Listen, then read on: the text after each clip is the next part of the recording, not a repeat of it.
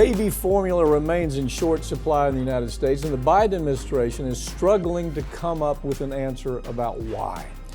Ring of Fire's Farron Cousins joins me now to talk about this and many other issues. You know, as I look at this story, we've been talking about the supply chain for a long time.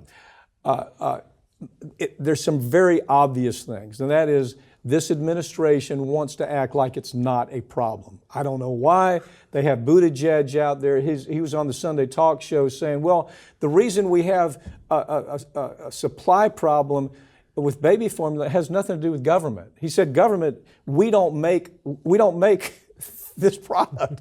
It was the craziest response I've ever heard. And I think he's on his last leg. I really do believe this is the second hit for him. It really is. And, you know, he's also come out later in the week and said, listen, you know, I have twins. This is obviously a very personal issue for me. So he's trying to do a little bit of damage control there, but people got the first impression there, right?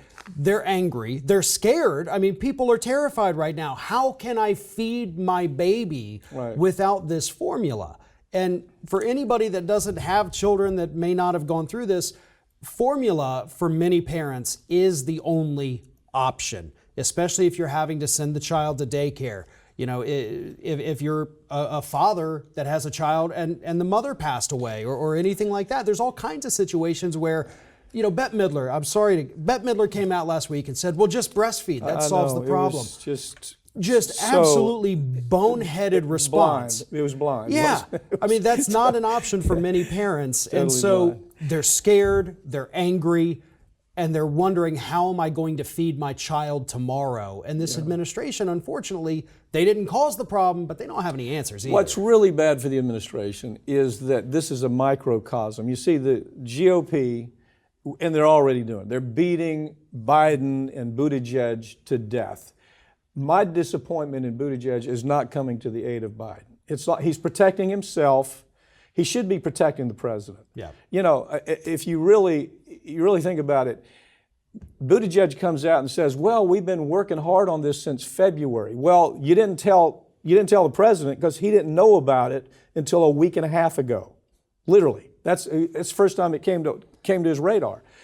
But this is that microcosm that they can really beat the Democrats to death, and they've grabbed a hold of it already, haven't they? Right. I mean, this is such a hard political issue to overcome, just, you know, in the pure, you know, political standpoint of this. If your opponent is able to run an attack ad saying that because of your failures, babies are starving, it doesn't get more powerful than that for an American family.